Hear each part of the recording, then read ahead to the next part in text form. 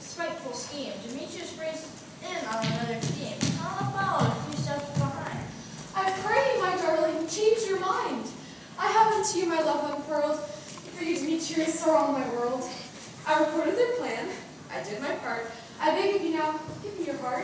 Get out of my life! Leave me alone! I told you already. You make me ill. I love Hermia, and I always will. Don't change his mind. It's Hermia I must find. Now Oberon was touched by Helena's plight, so we made a second promise that night. This shameful conduct just won't do. I'll use the flower on this lad too. When he awakes, he'll see Helena's face. Then it'll be her he'll want to embrace. Then the fairy king searched the skies for his friend. When Puck returns, I'll make everything right. Meanwhile, little Puck continued his probe.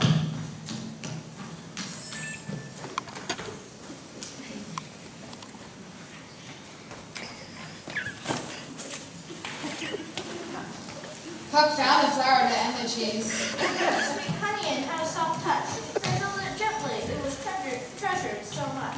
And homeward bound he blazed through the night, soaring at the speed of light.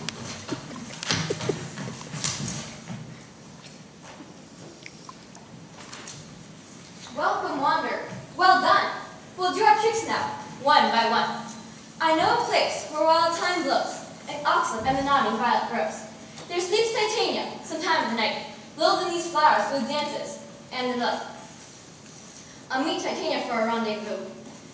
This flower make all my dreams come true. And you, my comrade, must find you, who's gone stark raving mad. The lady he follows, the lady he scorns falls close behind. You must give this Demetrius a change of mind. Take some of this juice and anoint his eyes. Make sure Helena's the first one he spies. You know this lad by his Athenian clothes. Come back before the rooster crows.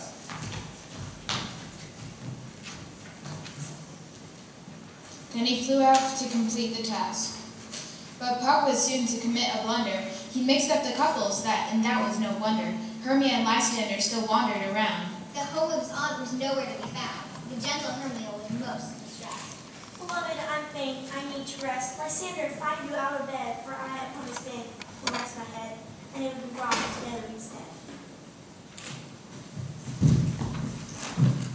Above the forest, eager Puck flew until Tombstone came into his view.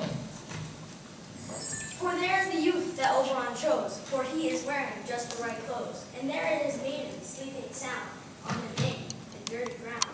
They lie apart, another good sign. His romantic intentions I'll realign.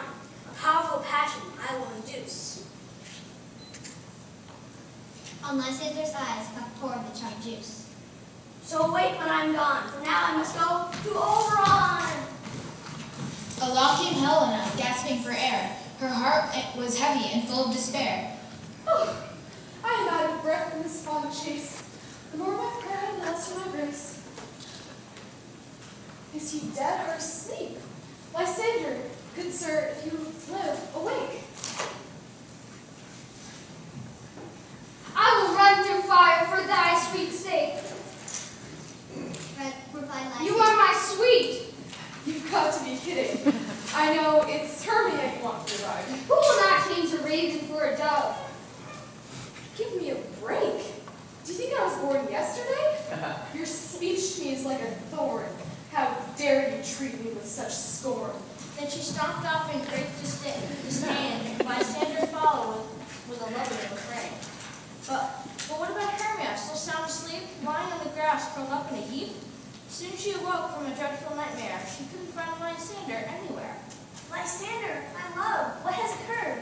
Out of hearing, gone, no sound, no word? Lysander, speak if you can. And into the night she ran after her man.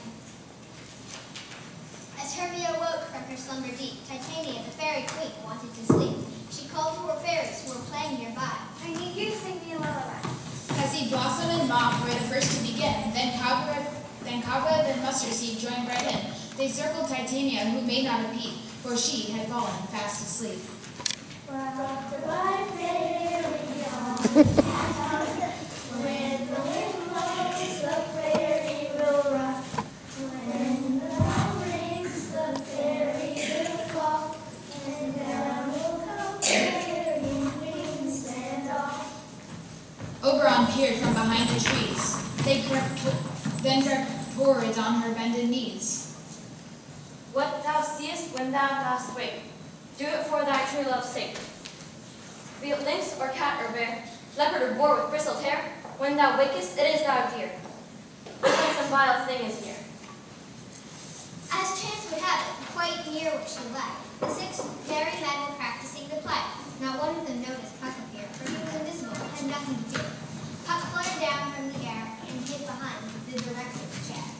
And Bottom stood to practice his cue. He wanted to be ready for his debut. As he left the stage, Puck followed behind, a cunning thought brewing into his mind. He'd work his magic on this man too. I have a perfect idea of what to do.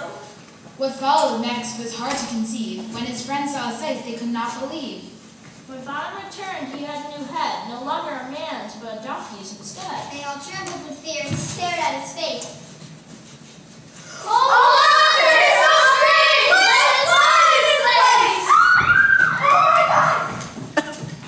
Why did they flee? Is this to make an ass of me? I'll show them that I have no fear. I'm marching out loud and clear. Titania was sleeping in our flowery bed when Bottom appeared, his arms outspread. Hee-haw! Hee-haw! My ear much annoyed at thy strain. I pray thee, mortal, sing again. I'm enchanted by your lovely notes. Come, fairy servant, freedom from oats. She wrapped sweet roses in his hair. You are beautiful beyond compare. I stay with me forever, I suppose. Mwah. Then she kissed his soft, wet nose. Puck was delighted at the success of his plan, and left Nick Bottom in the burrow, hard man. Back to his master he flew in a dash, intent to deliver the latest news flash. Oberon was eager to hear of the trick.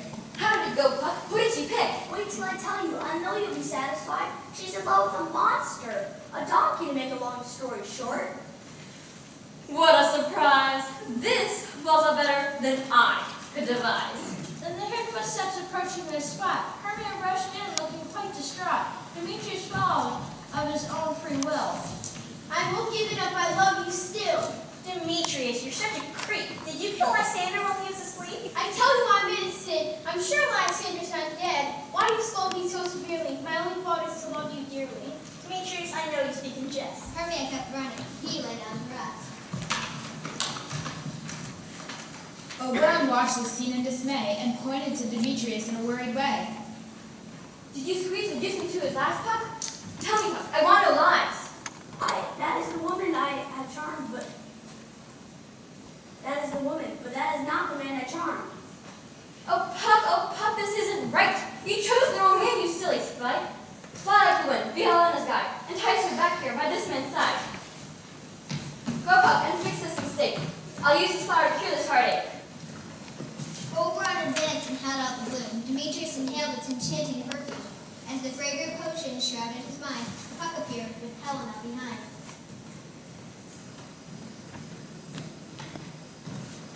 Stand aside. The noise they make will cause Demetrius to awake. Oh, Captain, your wishes I did execute. You are my sweet. You mock me. I told you to go.